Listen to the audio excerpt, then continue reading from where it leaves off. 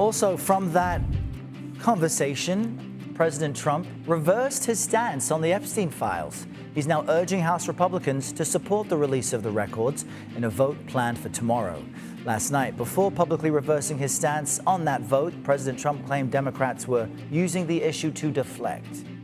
They're using Jeffrey Epstein as a deflection from the tremendous success that we're having as a party. CBS News senior White House correspondent Weijia Jiang joins us now with the latest on all of this. Weijia, good morning to you. Many of our viewers will be waking up. Maybe they'll be surprised to see the president changing his position on the Epstein files now. But you also wonder, since Republicans will have this vote anyway, would it have made a difference? What's your analysis? Why is the president changing his tune? Oh, good morning, Errol, and good morning to everybody. Well, President Trump has made very clear that he's simply over it. He doesn't want to talk about Jeffrey Epstein anymore, and he is frustrated that it is getting in the way of all the issues he does want to talk about, including affordability, immigration, things that are on his agenda. And so that is one reason why he is urging Republicans to support the measure to force the DOJ to release more files. And his hope is that that will free up more space to focus on what matters to him. And you're right, Errol, in pointing out the other thing, which is that just last week, the White House tried to talk Republicans out of supporting a measure that would force the vote that is coming tomorrow. And in the end, it did not work. There were enough signatures to have this vote tomorrow for Congressman, the Speaker, Mike Johnson, to call for a vote. And so it could be, just an acknowledgement that politically, this effort is not going anywhere from members of his own party. And so it is, savvier to get on board than try to block it, which raises even more questions about why. Yeah, and we're going to dig into some of those questions right now. Weijia Jiang with the latest from the White House for us. Weijia, thank you.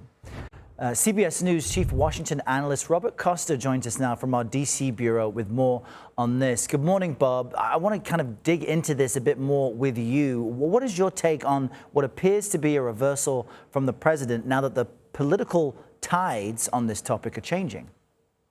Good morning. It's good to be with you. When you talk to people close to President Trump, they don't see this as a reversal. They see this more as an evolution of how he's trying to handle an issue he detests.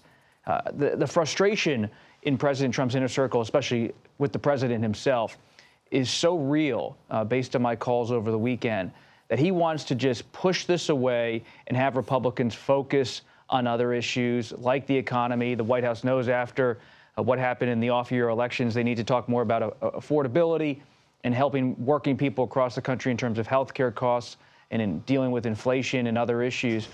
But at the same time, they know that so many Republicans don't want to move away from this, especially Representative Marjorie Taylor Greene, Representative Thomas Massie, among others. And so they're trying to navigate those political dynamics, sometimes uneasily. And what do you make of the Republican Congressman Tom Massie and his push to get documents released? Because he even has said, I think over the weekend, that the president's efforts to get the DOJ to release files as it relates to Democrats is a bit of a smokescreen that would prevent the full investigation documents from being released. How is the president and the White House viewing Massie and MTG? They see Congressman Massie as a nuisance. You've seen President Trump weigh in on Congressman Massie's personal life. You've seen him weigh in on Representative Greene and call her a traitor to the country. What you're watching here, though, is a Republican Party that is very tense about how exactly to frame what is happening with the Jeffrey Epstein investigation. Think back even 10 years ago, when then Mr. Trump, the businessman Donald Trump, was running for president for the first time, at least in a major way. And you had him talking about what he believed was corruption among the American political establishment. He cast the Democratic nominee, Secretary Hillary Clinton, as a corrupt figure in American life.